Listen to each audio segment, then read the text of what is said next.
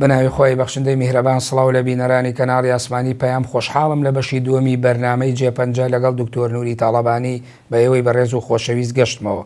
لەم بەرنامەیەدا قسە لەسەر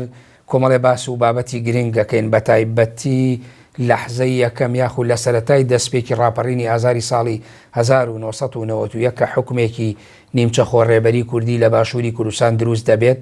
یەکەمین هەڵبژاردننی کوردستان لە 95 ساڵی 1992 دێتەکایەوە و هەروەها نووسینەوەی پرۆژەی دەستور بۆ هەرێمی کوردستان و ئەو باس و بابەتە گرنگانەی کە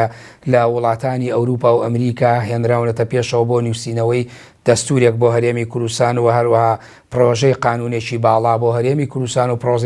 پرۆسەی چاکسازی بۆ هەرێمی کوردستان و ڕەخنەگرتن لە سیستەمی دەسەڵاتی خۆڕێبەری کوردی بە تایبەتی کە لە دوای ڕاپەڕینەوە دێتەکایەوە ئەو مۆدێلەی لە دیموکراسی کە بە ناوی هەڵبژارنەوە دێتەکایەوە دواتر فۆرمێکی تر یاخود ڕێچکەیەکی تر وەردەگرێ. ئەم بەرنمەیەشمان و بەشی دووەمی بەرنمەکەمان دیسانەوە دووبارەی دەکەمەوە بە میوانداری بەڕێز دکتۆر نووری تاڵەبانیە، مامۆستای یاسا و یا بڵین مامۆستای قانون و سەرۆکی پێشووی ئەکادیمیای کوردستان. سوپاس دەکەم کە لە بەشی دووەمی بەرنمەی جێپەنجە دووبارە ئامادە بوویتەوە. دکتۆر، لە بەشی یەکەمی بەرنمەکە ئێمە باسەکەمان باسێکی بیرەوەری تۆ بوو، هەم بیرەوەری سیاسی و کۆمەڵایەتی و ئاینی و بیرەوەریە بوو پەیوەندی بە کۆمەڵێ باس و بابەتی گرنگی مێژوویەوە بوو بە تایبەتی لە عێراق و لە باشووری کوردستان و لە وڵاتانی ئەوروپا. لە بەشی دووەمی بەرنمەکەمان ئامانوێت بە شێوەیەکی کشی قسە لەسەرەوەکەین. تۆ بێگومان تاوەکو حوزەیرانی ساڵی 1968 لە دەرەوە مایتەوە لە پاریس دکتۆراکەت خوێن، دواتر دیتەوە. دوای ئەوە کە دیتەوە بۆ عێراق دەبیتە مامۆسای زانکۆ لە بەغدا لە زانکۆی سلێمانی، لەمانە ڕۆڵ دەبین لە بەسرا، لەوێ ڕۆڵ و دەور دەبینی. ئەمێ بە کورتەیەکمان لەوە بۆ باسکەی بۆی ڕاستەخۆ بچینە سەر باس و بابەتی ڕاپەڕین و دروستبوونی یەکەمین ئەزمموی هەڵبژاردن و نووسینەوەی دەستوری هەرێمی کوردستان.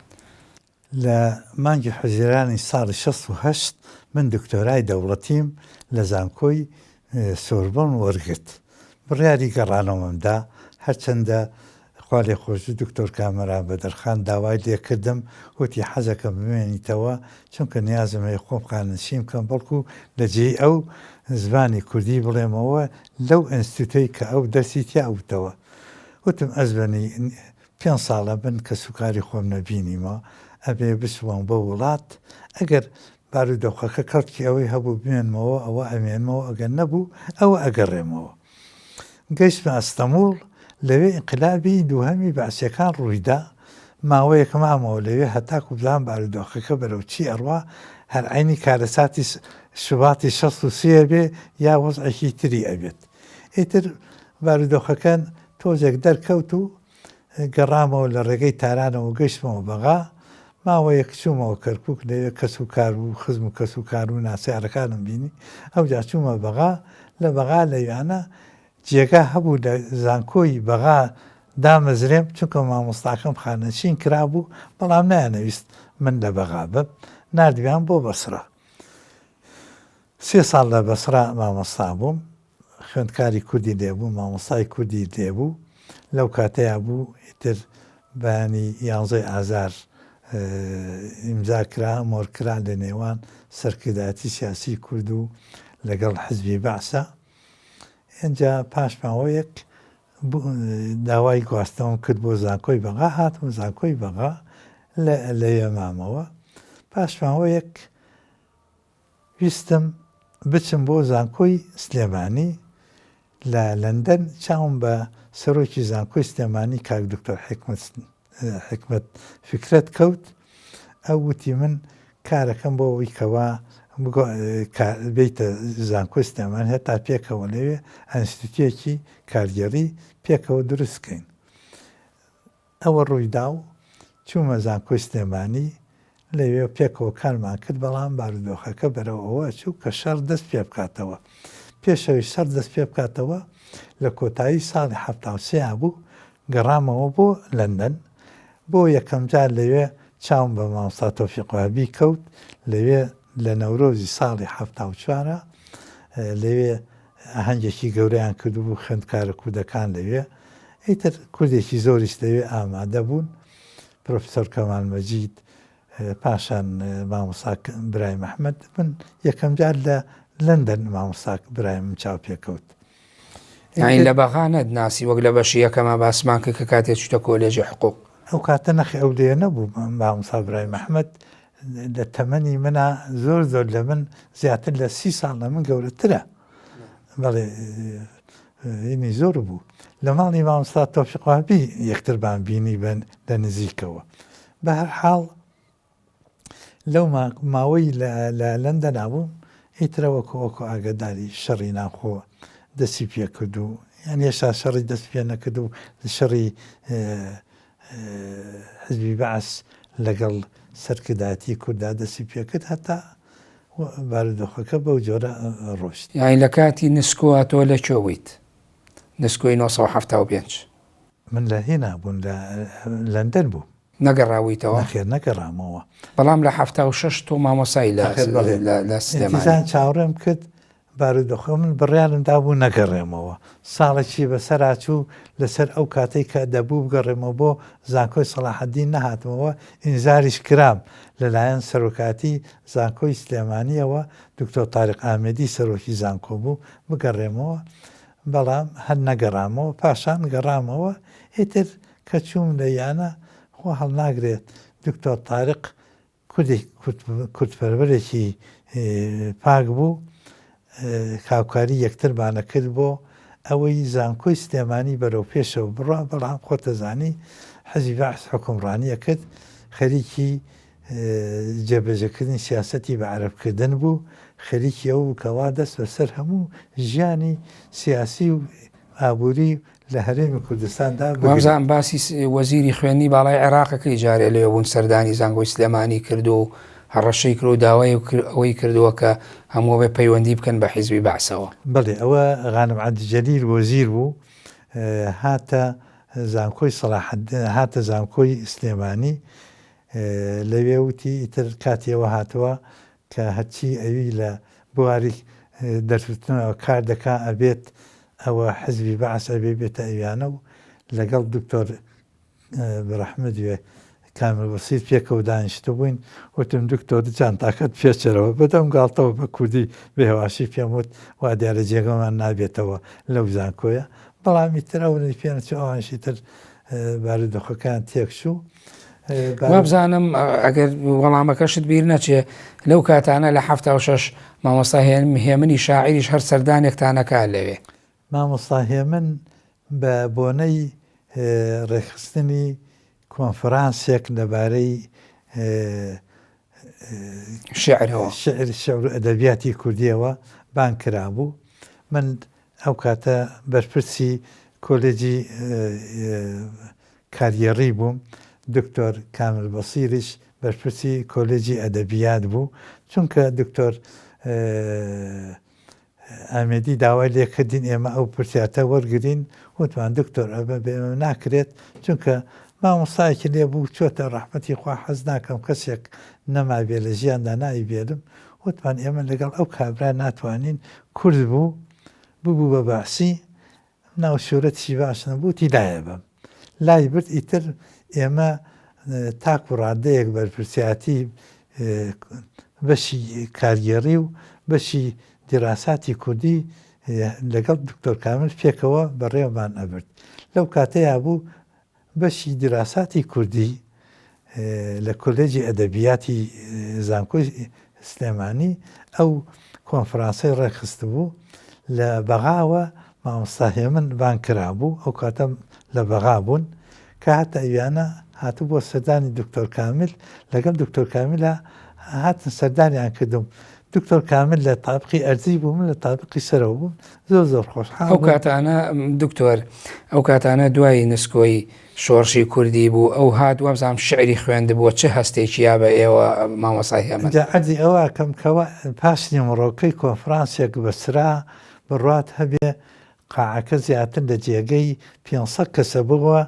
200-300 کەس بە پێوە ڕاوەستا بوون هەموو ئامادە بوون من و دکتۆر کامل پێکەوە دانیشتە بووین پارچە شعرێکی زۆر جوانی خوێندەوە بەڕاستی زۆر ینی خۆشحاڵ بوو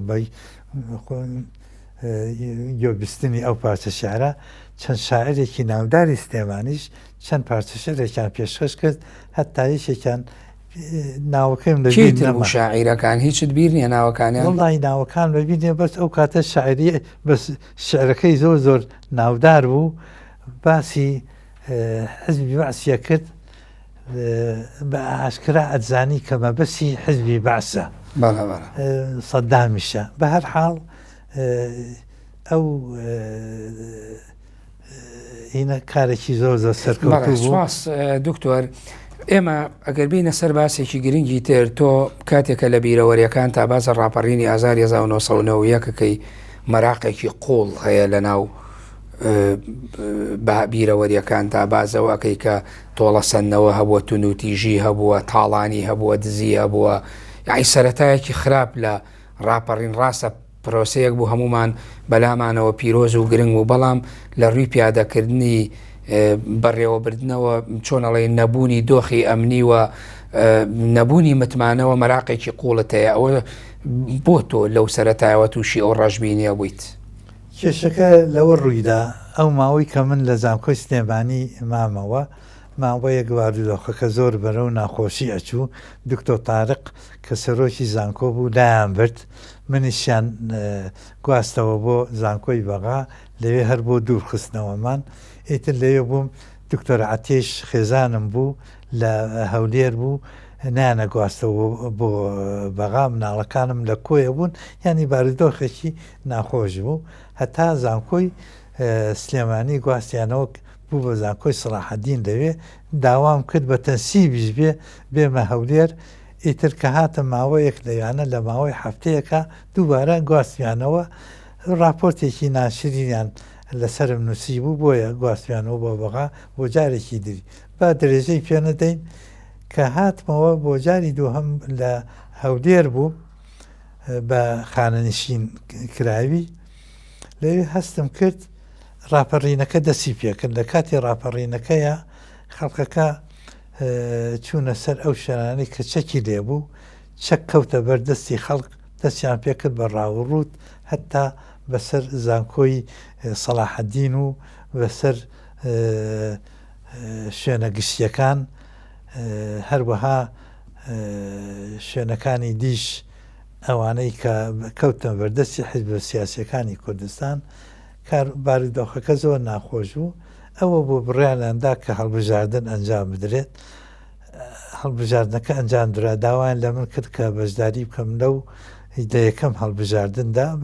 حەزم بۆ خواستم بەڵام ئەوە پێش هەڵبژاردنەکەیە ببوورە تۆ یەکەم هەوڵی قانونی تۆ لەوە دەست پێیەکە کە بەیاننامەیە کە نووسیت بە زمانی عەرەبی و داوای ئەوەکەی کە قانوندانان لە دەستی بەرەی کوردستانیا بێت ئەو کاتانە بەرەت لەو ئاستا بینی کە ئەوان بتوانن بەشێک یعنی قانوندانان لەلای ئەوان بێت ئەوان قانونناسین بەدەستی ئەوانەوە بوو بەڵام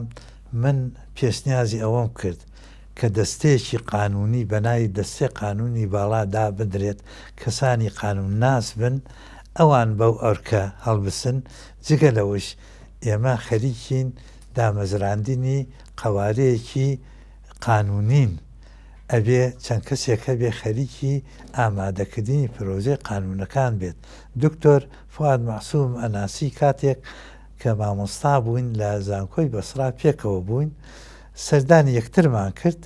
وتم ئێوە بیرتان لەوە کردوتەوە کەوا دەستێکی قانونی هەبێ وتی ناوەڵڵا ئیتر بۆیە پێشنیازی ئەوم کرد کە چەند کەسێکی قانونناس مامۆستا ڕەشید عەبدولقادر لەگەڵ دکتۆر عەبدوڕەحمان ڕەحیم و بەندەدا پێکەوە خەریکی ئەو کارە بین هەتاکو جێگەیشیان بۆ دابین نەکردین ماڵەکەی خۆم کردە جێگەی ئەو دەستە قانونیە خەریکی ئەو کارە بین لەو کاتەیە بوو کە پرۆژەی دەستورێکی کاتیم ئامادە کرد لەگەڵ پرۆژە قانونەکانی هەموو وەزارەتەکان بەڵام بەیاننامە عەرەبیەکەت ئەو بەیاننامە عەرەبیەت و دوایی ئەنێری ئەی حاکم ڕەشید ئەیبات بۆ بەری کوردستانی لەوەیەکێک لە بەرپرسی حیزبە دەسەڵاتدارەکان پێی ئەڵێڵێت تۆ کە ئێوێ یعنی قسە لەسەر بەیانەکەی تۆ بکەن و کاریگەری هەبێ بۆ ئەوەی کە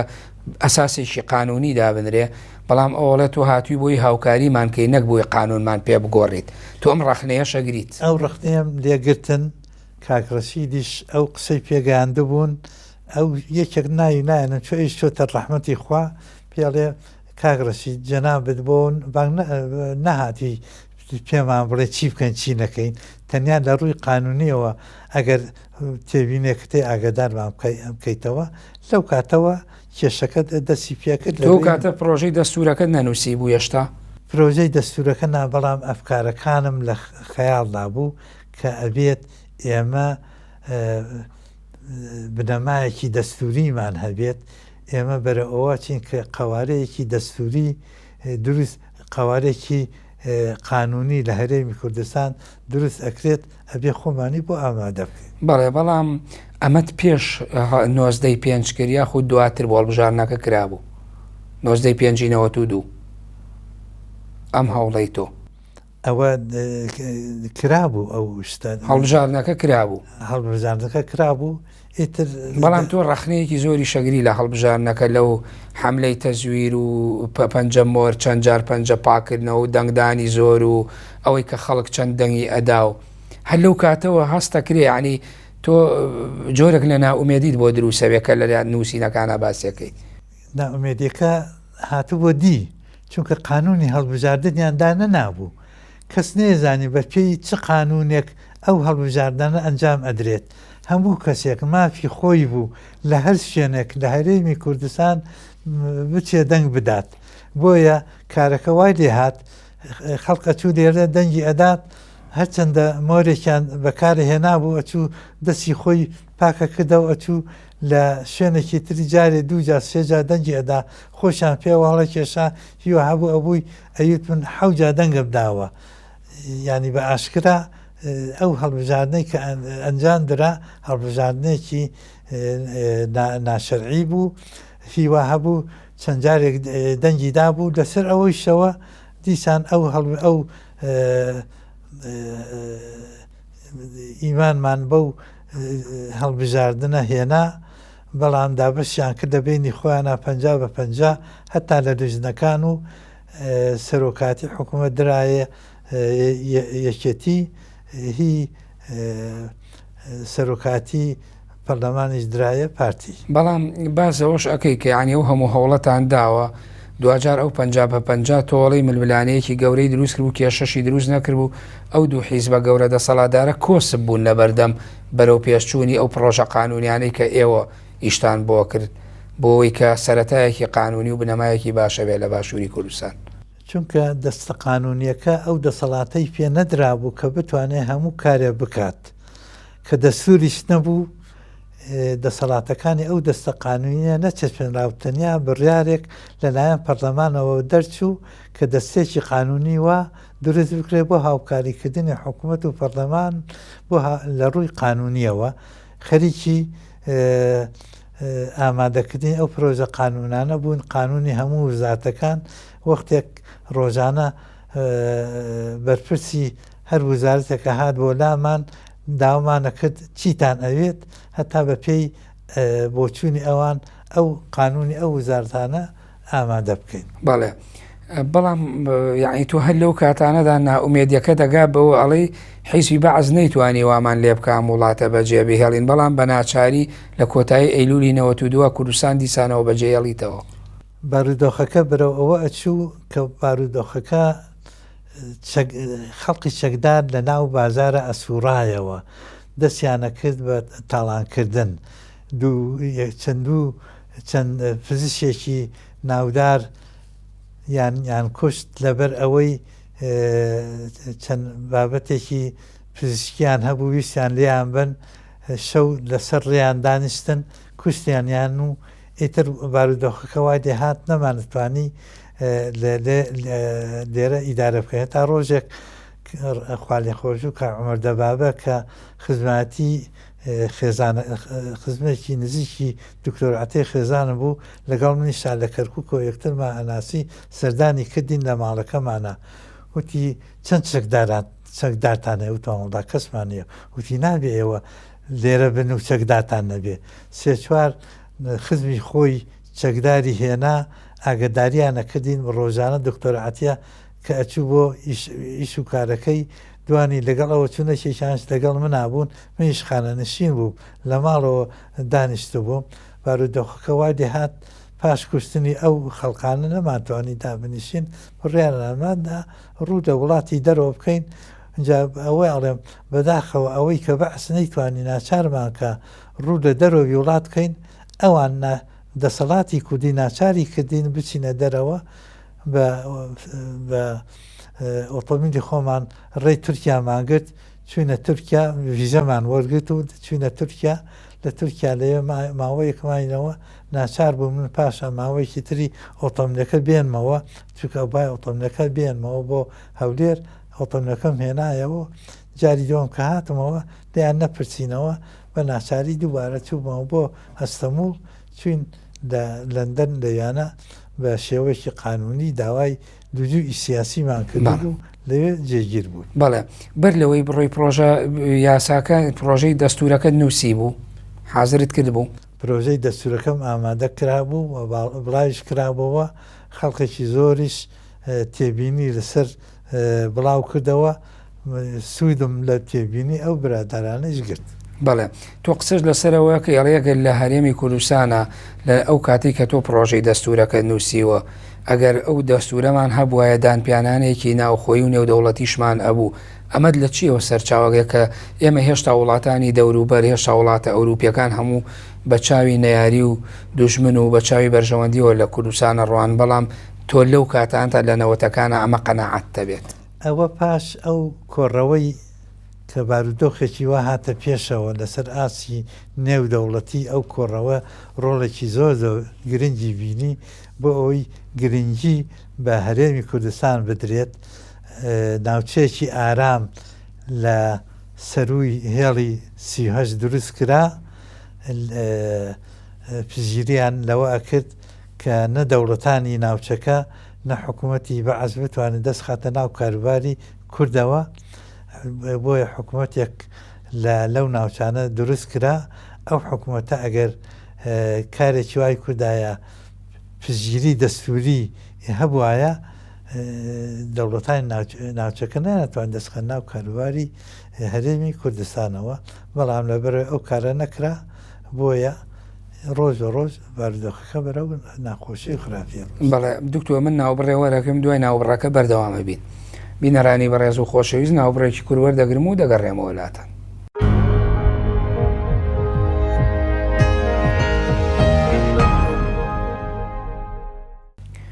دووبارە سڵاو دکتۆر تۆ هەر لە هەوڵەکانی خۆتە کە کاتێک چوویتە دەرەوە بە تایبەتی باسی کۆنفرانسیەکەکەی کە لە دەرەوە کراوە لە ساڵی 1994 بازەوەکەی کە ئۆپۆزیسیۆنی عێراقی کردویانە لە ئەمریکایە پێم وابێ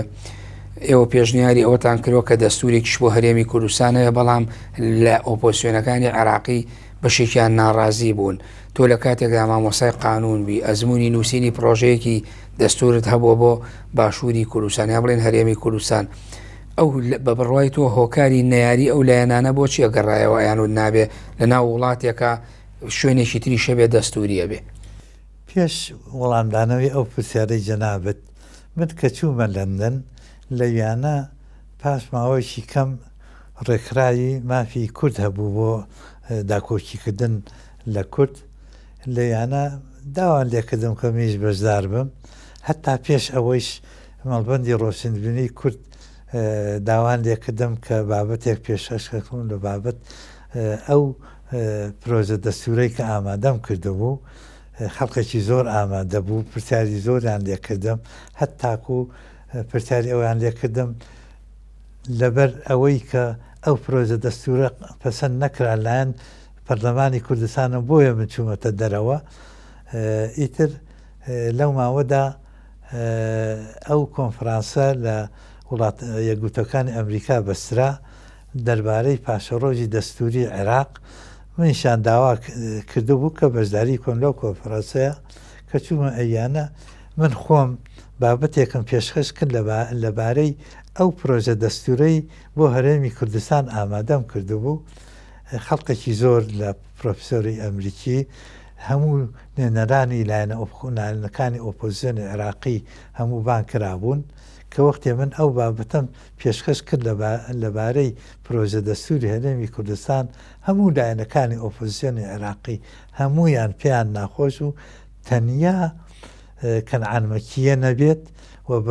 بڕیار وابوو مامۆستاکەم دکتۆر حەسەن چەلەبی ئەویش بەشدار بێت بەڵام نەخۆش کەوتو لەو کاتەی نەیتوانی بەشدار بێت ئیتر ئەوانیتر ئەمریکیەکان و کەنعان مەکیە هۆکار یعنی ئەوان زیاتر لە کوێ ڕەخنەیانە ئەوان ڕەخنەکان لەوە بوو چۆنە بێت پرۆژە دەستورێ بۆ هەرێمی کوردستان ئامادە کوری هێشتا دەستور بۆ عێراق ئامادە نەکراوە منیش وەڵام ئەوە بوو وتم ئێستاکە بەشێک لە عێراق ئازادە کە پێی ئەڵێن هەرێمی کوردستان ئەکرێت لەو بەشە ئازادکراوەی کوردستاندا حکومڕانی بکرێت بەبێ ئەوەی دەستورێک هەبێت با ئێمە دەستورێک بۆ ئەو ناوچە دابنێن ئەوە بۆ حکومڕانی ئەو ناوچەیە بۆ هەموو عێراق نییە ئێمە هاتوون لێرە کار بکەین بۆ دەستورێک بۆ پاشە ڕۆژی عێراق ئامادە بکەین ئەمریکیەکان و لایەنەکانی ئۆپۆزیسیۆنی عێراقی بە هەموویانەوە لە دژی ئەوە بوون کە قسە لەسەر دەستوری پاشەڕۆژی عێراق بکرێت بەڵام من کە هاتمەوە لە لەندەن لەگەڵ مامۆستاکەم دکتۆر حەسەن چەلەبی ئەو باسەم کردەوە وتم مامۆستا بۆ لە ئێستەوە کار نەکەین بۆ ئامادەکردنی پرۆژەی دەستورێک بۆ عێراقی پاشەڕۆژ هەتاکو بە تاڵی دەستوری ڕوونەدا وەختێ ڕژێمی بەعس ئەڕوخێ چونکە ڕێکخراوی تایبەتی هەبوو لە لەندەن کە دکتۆر حەسەن چەلەبی ڕاوێژکاری قانونی ئەو ڕێکخراوە بوو ئایسیان پێ قبولی کرد دکتۆر حەسەن و قسەت بۆ کرد لەگەڵ لایەنەکان لەگەڵ هەموو بەرپرسانی ئاینسی قسەی کرد وتیان کارێکی باشە بەڵام خەڵقی تریش هەیە بە ئەوانش بەشداری کەن لەگەڵتانە وتم کێن ئەوانە ناوی دوو کەسی پێدان دوو سەفیری عێراقی بوو نەقل کرابوون بۆ بەغا هاتوونە ناو ئۆپۆزیسیۆن من هەردووکیانم ئەناسی ئەمزانی ئەوانە لەگەڵ ئەوە دانین دان بە فیدرالی تا بنێن بۆ پاشەڕۆژی عێراق ئەوان لەگەڵ باسی حکمی زاتیان نەکرد وتم دکتۆر حەسەن من ئەوانە باش ئەناسم پێکەوە مامۆستا بوون یەکێکیان سەفیری عێراق بووە سەفیر بووە وەزیر بووە بڕای بەو شتانە نییە وەڵا قسەیان لەگەڵاکردن ئەوان لەگەڵ دەسووریە لەگەڵ فیدرالیدا نەبوون لەگەڵ حکمی زاتیدا بوون وتم کورد پێشتر حکمی زاتی ڕەت کردوێتەوە ئیسە چۆن بە حکمی زاتی ڕازی ئەبێت ئیتر لەگەڵ دکتۆر حەسەن چەلەبی کەوتنە قسەکردن لەسەر ئەوەی پرۆژە دەستورێک بۆ پاشەڕۆژی عێراق ئامادە بکەین لەو کاتەیە شەڕی کورد دەستی پێکرد لە ساڵی 94 لە کۆفرانسێکی گەورەدا داوا کرا شاندێک بچێ بۆ کوردستان بۆ چاکردنەوەی نێوان ئەو دوولایەنە سیاسی کوردستان داوای لە من کرد تۆش ئامادە بێت من تازە لە کوردستانەوە هاتمەوە لەندەن بێتاقەتیش بووم لە هەڵوێستی ئەوان ئامادە نەبوویت ئامادە نەبووم لە بەرچاوی خەڵکەکە عزرم خواست لە دکتۆر حەسەن چەلەبی ئەو ڕۆژتە ئەویانە بەڵام تکان بێکوتم مامۆستا جەنابەت حرمەتێکی تایبەتیت هەیە لە کوردستاندا قسەیان لەگەڵا بکە بزانە ئامادەن کار بۆ بکەین پرۆژە دەستورێک بۆ عێراقی پاشەڕۆژ ئامادە بکەین لەسەر بنەمای فیدرالیت و دیموکراتیەت و فرەحیزبی هەروەها ئەو پرۆژە دەستوریش کە من ئامادەم کردووە پێشەشم کردەوە بۆ هەردوو لایەن بەڵکو قسەیان لەگەڵا بکەی ڕازی بن بەو پرۆژە دەستورەی هەرێمی کوردستان ئەوە هەنگاوێکە بۆ ئەو پێچوونەوە دکتۆر حەسەن چەلەبی لە ڕێگەی تارانەوە گەڕایەوە بۆ هەرێمی کوردستان قسەی لەگەڵ هەردوو لایە کردبوو لەگەڵ کاک مەسعود و مام جەلالە لەگەڵ لایەنە سیاسەکانی ئۆپۆزیسیۆنی عێراقی کە بەشی زۆریان لە کوردستان بوون لە هەرێمی کوردستان بوون نە ئەمریکیەکان ڕازی بوون نە ئۆپۆزیسیۆنی عێراقی لە کوردستانە ڕازی بوون پرۆژەی دەستورێک بۆ عێراق ئامادە بکرێت وەک چونکە هەمان هەڵوێستیان هەبوو لەو کۆنفرانسەی ساڵی 94 و بەڵام باسی ئەمریکیەکانەکەی کە بۆ دەستوری هەرێمی کوردستانی ژنەک عێراق یعنی ئەڵی کۆمەڵە پێشنیاری باشیان یعنی لە کۆنفرانسەکەی واشنتن بەڵێ نەک لە کۆنفرانسەکەی ئەوەی واشڵاویانە بەداخەوە نەیتوانانی قەنەعەت بە دوولایەنە سیاسە بکات کە ئەو پرۆژە دەستوری من ئامادەم کردو بوو پێی وتە بوون بەس بەڵێ پێی وتە بوون نەچوونە ژێری بەڵێ ئەوەی ئەمریکیەکانەوە چی بوو پێشنیاری باشیان بۆ کردن لە کۆنفرانسەکەی واشنتن لە کۆنفرانسەکەی واشنتن لەویانە شتی باشیان هێن کرد چی بوو بۆن منە پێشنیارەکان چی بوو ئەو ئەمریکان تۆ باس نەکردووە وڵڵاهی ئەوان وتیانەوە هەنگاوێکی پاشە بکرێتە بنەمایەک بۆ ئەوەی کەوا هەرێمی کوردستان لە ئایندەدا ببێت بە خاوەن قەوارەیەکی سیاسی ئەوە هەنگاوێکی چاکە لە پاشماوەیەکی تریش بیر لە پرۆژەی دەستور بکەیتەوە بۆ عێراقی پاشەڕۆژ بەڵێ ئەو عێراقی پاشەڕۆژەی تۆ باسیەکەی دیسانەوە باز دە کۆبوونەوەی ترەکەی کە لە شوباتی 2023 چەند مانگێ بەر لەوەی کە پرۆسی ئازادی ڕووبا دیسانەوە ینی کۆبوونەوەیەک ئەکرێتەوە لە واشنتن ئەبەسرێت قسە لەسەرەوە کرێکە بوون منە قەزەی هەندێک ناوچەکانەوەی پێکە متەنازی عەلەیها ناوچە جێناکۆکەکان تابەتی کەرکووک بازەوەکەی کە ئەڵێ ئەمریکیەکان پەرۆشی چارەسەری ئەو کێشەی کەرکووک بوون بە تایبەتی وابزانم پێشنیاریەوە کراوە کە ئەنجومەنێکی هاوبەشە کۆی پێکاتەکانی کەرکووک پێک بێت یعنی ئەو پێشبینیەی ئەوان کە ئەکرا پێشبینێکی واقعی بوو بە نسبەت کوردەوە کە کێشەی تری هەبوو لە مانگی شوباتی ساڵی 2023 ئەمریکەکان ئەیانزانی ڕژێمی سەددام بەرەو ڕوخان ئەڕوا کاریان ئەکرد بۆ ئەو ناوچانەی کەوا بە ناوی کێشە لەسەرەکان ناو دەبرا کۆنفرانسیە بەسرا لە واشنتن لەبەر ئەوەی کە من چەندین بابەتم بە زمانی ئینگلیزی لەبارەی ناوچەی کەرکووک بڵاو کردومەوە منیشبان کرا لەبەر ئەوەی ماوەکە زۆر کردبوو من نەمتوانی بچم بۆ واشنتن بە تەلەفۆن کۆنفرانسەکە چەند کەسێکی دیاری کراو ئامادەی ئەوە بوون عەرەبێک دوو کورد من یەکێکیان بووم لەگەڵ چەند کەسێکی شارەزان لە بواری ناوچەی هەرێمی کوردستان کە کۆنفرانسەکە کرایەوە ئەو برادەرە عەرەبە پێویست ناکە نایبێنم وتی باشتر ئەوەیە کە ئەنجومەنێک لە کەرکووک دروست بکرێت بۆ بەڕێوەبردننی کاروباری ناوچەی کەرکووک کە نۆبە سرە هاتە سەر من وتم وا دیارە ئەو برادەرە ناوێت گۆڕانکاری لە ناوچەی کەرکووک بکرێت چونکە وتم ئێستا ناوچەی کەرکووک لەژێر دەسەڵاتی حیزبی بەعسە ئەگەر ئەنجومەنێ دروست بکرێت نوێنەرانی ئەو خەڵقانەی کە ئێستا حکمی ناوچەی کەرکووک بکەن کەواتە هیچ گۆڕانکاری ناوچەی کەرکووکان ناکرێت وتم پێویستە بیر لەوە کرێتەوە کە ناوچەی کەرکووک گۆڕانکاری تیا بکرێت ئەو خەڵقانەی کە خەڵقی کەرکووکن دەرکراون بگەڕێنەوە بۆ جێگەی خۆیان ئەوان بەشداری بکەن لە هەڵبژاردننی ئەو ئەنجومەنە ئەنجا من ساڵی 2002 گەڕابوومە بۆ کوردستان کە چووم لەوێ سەردانی ئەو خەڵقە دەرکراوانەی کەرکووکم کرد کە لە دەرکرابوون لە ناوچە ئازادکراوەکان بوون چوم سەردانم کرد وێنەیشن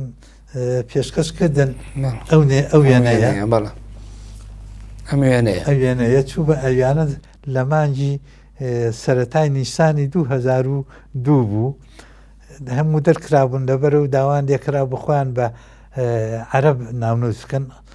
ڕەتیان کردەوە دەرکرابوون بەڵێ بەڵام ئەمەی ئەمریکیەکان نەتیجەیەکی هەبوو چکات تۆ دوچار کە لەو باسە بیتەوە باسی ئەوە شەکەی کە لەگەڵ دکتۆر جەبار قادر و دکتۆر ئازاد شێخانی لە ئەیلولی هەر هەمان ساڵدا یاداشتێک بۆ چارەسەرکردنی کێشەی کەرکووکیان بە پارتی و یەکێتی ئەمەوێ یعنی ئەگەر ئەمریکیەکان ئەوان وەڵام نەوێت لە ناومێدی ئەوان نبوو یاتان بەمان ئایا ئەمان هیچ وەڵامێکی یاداشتەکەی ئێوەیان یایەوە ئەوان لەو کۆنفرانسەی شوباتی 2003 هێشتا ڕزێم نەڕووخا بوو ئەو کۆنفرانسەی کە جەنابەت ئاماژەی بۆکەی ئەوە پاش ڕوخانی ڕزیێ بەڵێ 6 مانگ دوای پاشەوە کۆفراسێمان کرد کەسانی خەڵکی کەرکووک دکتۆر جەبار و دکتۆر ئازاد شێخانی چەند کەسێکی تری لەوێ داستانامەیەکمان پێشکەش بە هەردوو لایەنی سیاسی کوردستان کرد چەندین شت هەبوو خزمانە بەرچاویان کەچی بکرێت بۆ چارەسەرکردنی کێشەکانی ناوچەی کەرکووک بە هەر حاڵ وەڵام دراینەوە بەڵام وەڵامدانەوە هەرتەنیا قسە بوو سەر ئەرزی واقع هیچ شتێک نەکرا ئیتر ئەوە بوو داوان لێکردە من بگەڕێمەوە خۆشم قەرارمدا بوو پاش ڕوحانی ڕجێم بگەڕێمەوە گەڕامەوە بۆ کوردستان کە چوومەوە چەند کۆبنەیەک ئەنجامدا لە هەولێر و چوومە کەرکووکیش لە کەرکووکیش چاوم بە هەموو نوێنەرانی لایەنە سیاسەکانی ئەو سەردەمە کەوت پێشنیازی ئەوەمان کرد ئەو لیژنەیەک دروست بکرێت بۆ ئەوەی بارودۆخی کەرکووک چارەسەر بکرێت کار بکرێت بۆ نەهێشتنی ئاساواری سیاسەتی بە عەرەبکردن ئیتر ئەوەیشمان پێشخەش کرد بەڵام بەداخەوە دوو دەسەڵاتی جیاواز کاری ئەکرد لە ناو کەرکووکە لە هەرێمی کوردستانە ئیتر بارودۆخەکەش ڕۆژ هەتا ئاهات بەڵام هەر لە هەمان مانگ و هەمان ساڵدا تۆ لەلایەن عەبدولحسێن هەنداویەوە پێشنیارەوەت بۆ کرێ کەوی بە سەرۆکی کۆمیسیۆنی هەڵبژاردن لە کوردستان بەڵام مەرجی ئەوە دانی کە هی هەرسێ پارێزگاکە خۆت بەرپرسەکانی دانی بووی کەسانی سربەخۆ بن لە کاتێکە بۆن من لە دوهۆک بەڵام پارتی ئەوەی خۆی کە خۆی ئەوێ ئەوە دائانێ ئایا تۆ ئەمەت بۆچی قوبول کرد کە پێشتر ئەوەت کرد ئەوە مەرجی من بوتم ئەو کەسانی کە ئەبن بە بەرپرسی ئۆفیسی هەڵبژاردن لە هەرچی شارەکەی کوردستان هەولێر و سلێمانی و دهۆک ئەبێت بەڕێی من بێت و بۆ هەولێر و سلێمانی باهی من بوو کاک کەمال غەمبار بۆ ئێرە و مامۆستا هەمەساڵی بۆ ئەولا بۆ ئەوەی هەولێر پارتی ڕازی نەبوو تەنیا من مەرجی ئەوم داناوتم ئەو کەسەی کە دایانێ نابێ ئەندامی پارتی دیموکراتی کوردستان بوو هیتر ئەوان ڕازی نەبوون کەسێکیان دانا بەڵام ئەو کەسە خۆی سێنی بۆ خواردم وتی ئەندامی پارتی دیموکراتی کوردستان نیم پاشان بوو بە ئەندام لە پەرلەمانی عێراق وەکو نوێنەری حزبی پارتی دیموکراتی کوردستان واتە تۆ هەرو کاتە متمانەت نەبوو پێیان ئەدوی سەربەخۆ بن ئەو برادەرە بەڕاستی هاوکاری ئەکردیت لە کارەکانمان چونکە من هەوڵمدا بۆ ئەوەی ئەو کۆمسیۆنە بێت بە کۆمسیۆنێکی تایبەت بە هەرێمی کوردستان لەوەیە هاوکاری کردین تاکو من لەوێ مامەوە ئیشەکانمان ئەڕۆشت بەڵام پاشان لەسەر پێشنیازی چەند برادەرێک داوان لێکردم خۆم کاندید بکەم لە کاتی هەڵبژاردننی 2005 لەبەر ئەوەی کە من نابێت ئەندامی ئەو سەرۆکی ئەو کۆمسیۆنە بم یانی تۆ وازم دە و کۆمسیۆنە ناتا بتوانم ویستم ئەوە پرسم یعنی تۆ دەست لە کار کێشایەوەی لەبەر چەند هۆکار کاندید بکەم بۆ ئەوە بەڵام وەکو کەسێکی بێلایە یانی تاکە هۆکار کە دەستی لە کار کێشایەوە ئەوە بۆی خەوە بتوانم کار بۆ پەسەندکردنی دەستوری هەرێمی کوردستان بکەین بەداخەوە دەستەی سەرۆکاتی پەرلەمان زۆر کێشەی بۆ دروست کردم و سەرکەوتوو نەبم لە کارەکانمان تۆ ڕەخنەی زۆریشی لێگری لە دەستوری هەرێمی کوردستان و ڕەنجی 20 ساڵە باس دەوەکەی کە ئەڵەی یعنی تەنانە ڕەخنە لە نووسینەکەشەکەی هەم بە زمانی عەرەبی بوو ئەم بە عەقڵی عەرەبی بوو ئەم کەم و کورتیشی زۆرە ئەو کاتانە یعنی ئەوەی کە لە هەرێمی کوردستانە لە 2010 دیسانەوە نایەنە پێشەوە هەر هەمان ئەو پرۆژە دەستورەوەی تۆ بوو هەمان کێشیان دروست ئەکرد بۆ ئەوەی کەوا پرۆژەکە بە پێچوانەی ئەوە بێ ئیتر بەڕاستی شتی زۆر زۆرتیدا کرد پلەی منیش ئەوە بوو کە پاش ڕوخانی ڕژیم پێش پەسەندکردنی دەستوری عێراق ئێمە ببین بە خاوەنی دەستوری خۆمان بەڵام لە هەمان کاتیشدا ئەوە بە نەزەر ئەعتیبار وەرگرین چونکە پەرلەمانی هەرێمی کوردستان بڕارێکی دابوو کە ببێ بە بەشێک لە عێراقی پاشە ڕۆژ بە شەرتێک ئەگەر هات و سیستەمەکەی سیستەمی فیدرالی بوو پەرلەمانی کوردستان ئەوەی پەسەند کرده بوو پرۆژە دەستورەکە ئەگونجا لەگەڵ ئەوەدا، بەڵام ئێمە دەستوری خۆمان هەبێت، کاروباری خۆمان بەڕێوەی بەرین، کاروباری دەرەوە، کاروباری داکۆچیکردن لە حدودی عێراق ئەوە دەسەڵاتی ئەوان بێت، ئەیانوت نابێت دەستوری کوردستان پێش دەستوری عێراق بسەند. ینی ئەمانش ئەو بەڵام ئەو مادەی 140 لە دەستوری عێراقا بۆ خۆی بەشێک لەو بۆشایی پڕ ناکرەوە کە لە 2005 دەنگی لەسەر درا. ئەوە پاش پەسەندکردنی دەستوری عێراق مادەی 140 بوو بە مادەیەک لە دەستوری عێراق. بەڵێ تۆ بابەتێکی گرنگی ترێ من ماوەی بەرنامەکەم تەواو بۆ تۆ ساڵی 2011 بۆ 2015 بە سەرۆکی ئەکادیمیای کوردستان لە بەشێکی کار و کارنامەی ناوخۆی ئەکادیمیا باسیێکی گرنگ لەسەرەوەکن کە دیالێکتەکان یا زاراوەکان نزیکەنەوە لێک یا بە ستانداردکردنی زمانی کوردی ئیشی لەسەر بکەن. بەڵام ئەو کێشەی خۆتە ئێسش بە تایبەتی بۆنونە لە هەندێک بوارە لە بواری پرۆسەی خوێندنەوەوانە هەر بەردەوامە وەکو پێویست ئیشی لەسەر نەکراوە بۆ نەتانتوانی ئەمە بکەن. لەو ماوەی کە من سەرۆکی ئەکادیمیا بووم لیژنێکی تایبەتیماندانە هەتا خۆم سەرۆکی ئەو لیژنە قانونیەکە بووم بۆ وشەی قانونی کوردی پاش ئامادەکردنی ئەو فەرەنگە قانونیە بە 4 زبان عەرەبی، کوردی، فەڕەنسی، ئینگلیزی ئامادەم کرد و 5-6 جا بڵاو کرایەوە، هەتا وزارەتی دادیش بڵاوی کردەوە دابەشی کرد بەسەر هەموو دەستگاکانی دادوەری لە هەرێمی کوردستان، هەروەها وزارەتی ڕۆشنبیریش ئەویش چاپی کرد. کارمان بۆ وا کرد کەوا وشەی قانونی کوردی لە هەرێمی کوردستان بەکار بێت و لەسەر ئاسی عێراقیش، بەڵام هاوکاری نەئەکران. ئەو قانونەی ئەکادیمیای کوردی کەم و کوڕی زۆر تێدا بوو، من پرۆژەی قانونێکم ئامادە کرد بە هاوکاری ئەنجومەنی ئەکادیمیای کوردی، پێشکەشمان کرد چونکە ئەکادیمیای کوردی سەر بە سەرۆکاتی ئەنجومەنی حکوومەت بوو، پێشکەشمان کرد بۆ سەرۆکاتی حکوومەت، لەوێ پەسەندیان کرد و نادیان بۆ پەرلەمان، کەچۆ پەرلەمان لەوێ زۆر دواکەوت، نزیکەی ساڵێکی پێچوو، پاش ساڵێک کە پرۆژەکان پێشکەش کرد لە یانە ڕێگان بە من نەدا کە بە پلەی وەزیر بووم، بەپێی قانون ئەو کارمەندەی بە پلەی وەزیر بێ مافی خۆیەتی ئامادەی کۆبوونەوەکانی پەرلەمان بێت، دەستەی سەرۆکاتی ڕێگەی بە نەدا ئامادە بم. لەوەیش خراپتر ئەوە بوو داوایان لە وەزیری ڕۆشنبیری کردو کە تەڵەبەی خۆم بوو ئەو ئامادە بێت لە جیاتی سەرۆکاتی ئەنجومەنی ئەکادیمیا، پرۆژەیەکی زۆر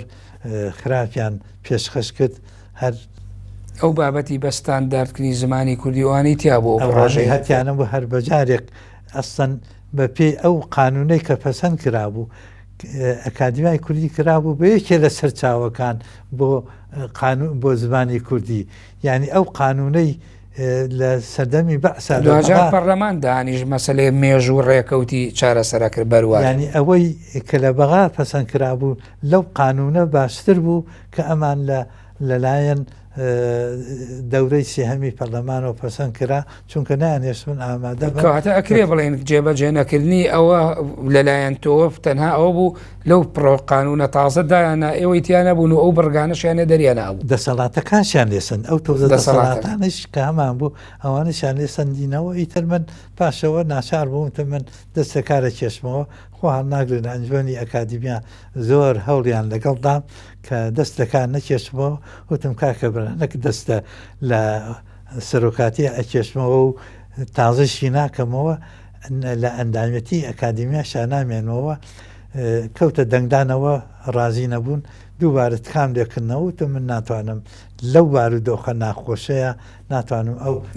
بە کوردی بێزاریان کردبووم بۆ یێوازم. باش شتێکی ترکی گرنگ باسەکەی لەواکەوی سووتانە ئینسکلۆپیدیای کوردستان بنووسنەوە 5,000 لاپەڕە بێ، بەڵام ئەڵی کێشەی بۆ دروستکرا، ئەمیش هەمان کێشەکەی ئەو کێشەی کارنامە ناوخۆیەکە بوو کە دەستکاری کرایە،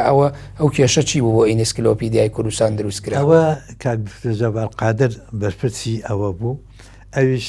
دەستی بەکارەکانی کرد، هاوکاریەکی باشمانە کرد هەتا لە ڕووی لە هەموو ڕوویەکەوە، ئەویش کێشەی زۆریان بۆ دروست کرد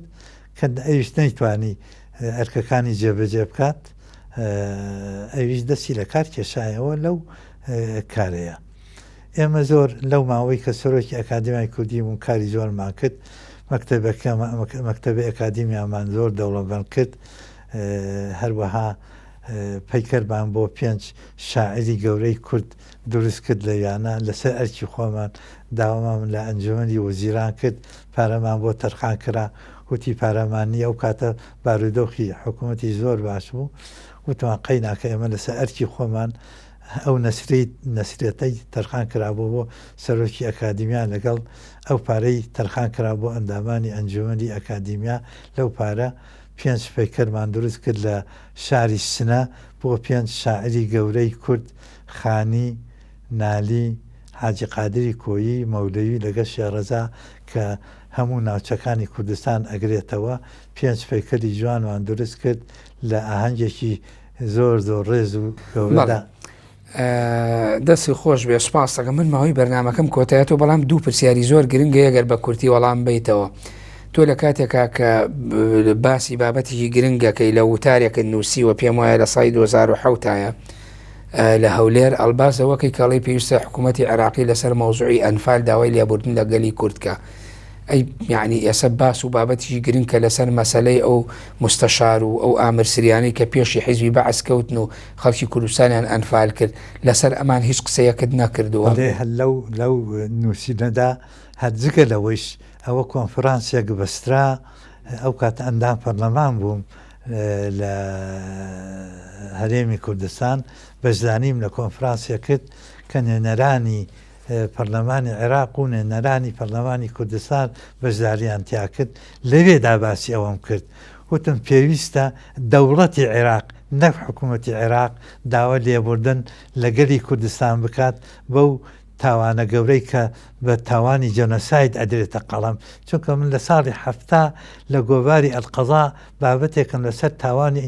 جەنۆساید بڵاو کردوتەوە. لێدا باسی ئەوم کرد کە تاوانی ئەنفال تاوانی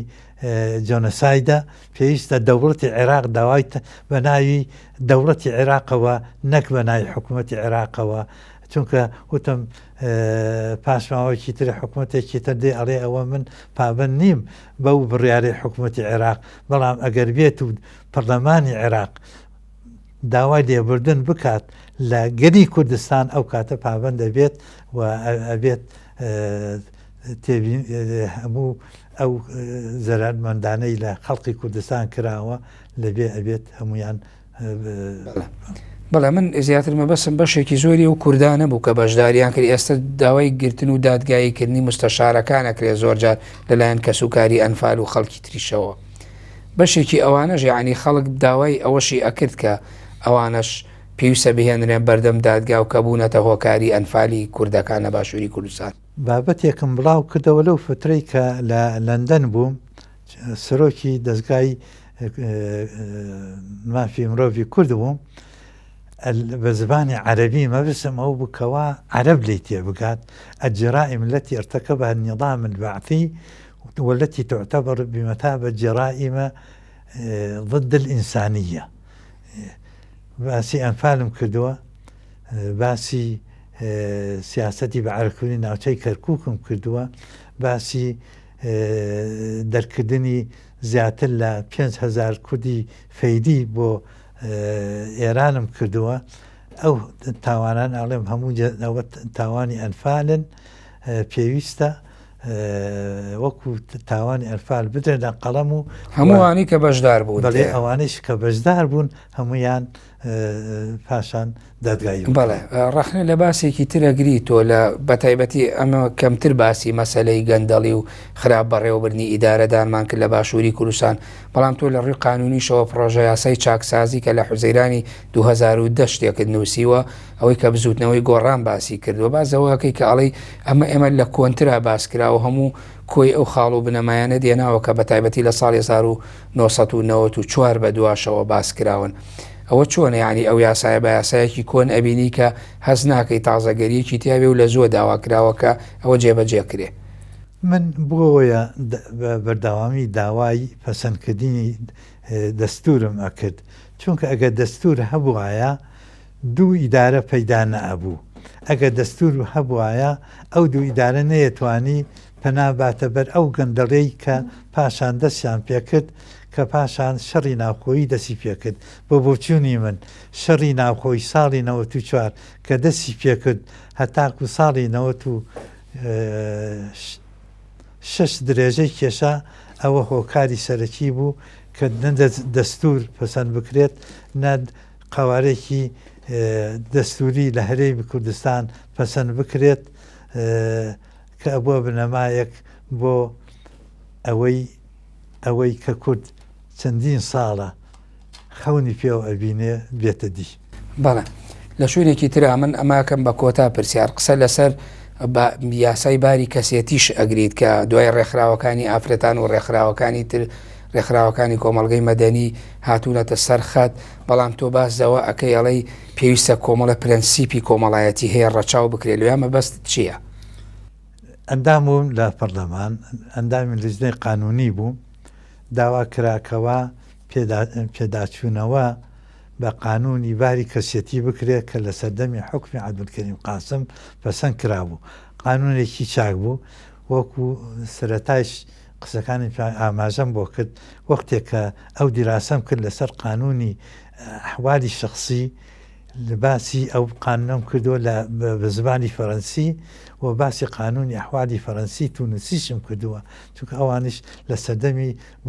بورقەبەدا قانونێکی چاکیان پەسەند کردبوو. اینجا لەو لژنەیەک دروست کرا خوا لێ خۆشبوو مامۆستا دکتۆر مستەفا زەنویش ئەندام و لەو لژنەدا منی تیا بووین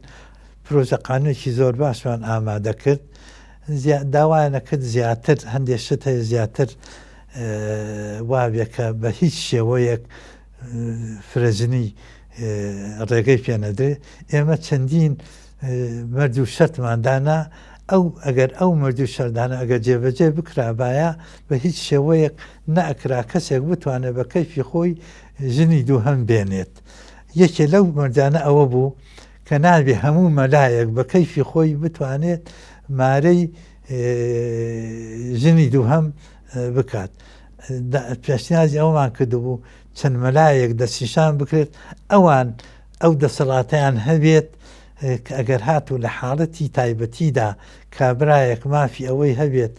ژنی دووهەمی هەبێت بەسەلەن چەند ساڵە ژنی دووهەمی هێناوە و لە ڕێگەی پزیشکیەوە ئیسپات بووە کە ژنی یەکەمی ناتوانێت مناڵی هەبێت و ژنەکەیش ئەبێ ڕازی بێت چەندی مەجوشەت ئێوە لەگەڵ عورفە کۆمەڵایەتی و ئاینەکەتان ڕەچاو کردبوو ڕەچاو کردبوو لەگەڵ ئەو ناحیە پزیشکیش ئەوە هەبێت بەڵام ئەگەر بێت و نەک هەرمەلایەک بتوانێت ئەوە هیندا چیانە کرد ئەچوون دەپردێ لەوێ ژنی دووهەمیان مارە کردو هاتنەوە هەنت ئێمە لێرە مارەمان نەکردووە لە کەرکوو لێمە بەس ڕەچاوکردنی نەریتە کۆمەڵایەت یا پرەنسیپە کۆمەڵایەتەکان چی بوو ئێوە بە تەحدید ئەوە مەسەلەی ئاینی ئیسلام و نەریتە باینی ئیسلامی بوو بەڵام لە نامون لە هەمان کاتیشدا هەندێ مەرج و شەتی وامەدانا بوو مەسەن ژنی یەکەمی منداڵی نەبوو ژنی یەکەمی ڕازی ئەبوو کە پیاوەکەی ژنێکی تری بێنێت ئەوە قانونەکە دیارە و بڵاویش کراوەتەوە بە عەرەبیش و بە کوردیش. بەڵێ من زۆر سپاس دەکەم ئەمێ بەر لەوە کۆتایی بە بەرنامەکە بێنم جێپەنجەی تۆ بە چەند دێڕێک لەسەر دەفتەرێکی بیرەوەریمان هەیە بەرنامەی جێپەنجە بۆمان بنووسیت لێرە لەسەر ئەم بەرنامەیە فەرموو.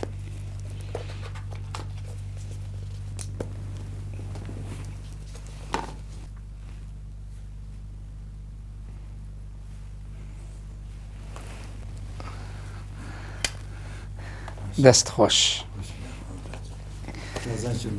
بەڵێ زۆر سوپاس بۆ دکتۆر نووری تاڵەبانین مامۆستای قانون و سەرۆکی پێشووی ئەکادیمیای کوردستان سوپاس دەکەم کە لە دوو بەشی بەرنامەی جێپەنجە ئامادەبووی لەگەڵمان. بەڵێ بینەرانی بەڕێز و خۆشەویست بم شێوەیاتمە کۆتایی بەرنامەی جێپەنجە لەگەڵ دکتۆر نووری تاڵەبانی تا بەرنامەیەکی تر و جێپەنجەیەکی تر بەخوای گەورەتان دەسپێرم کاتێکی خۆش بۆ هەموو لایەک.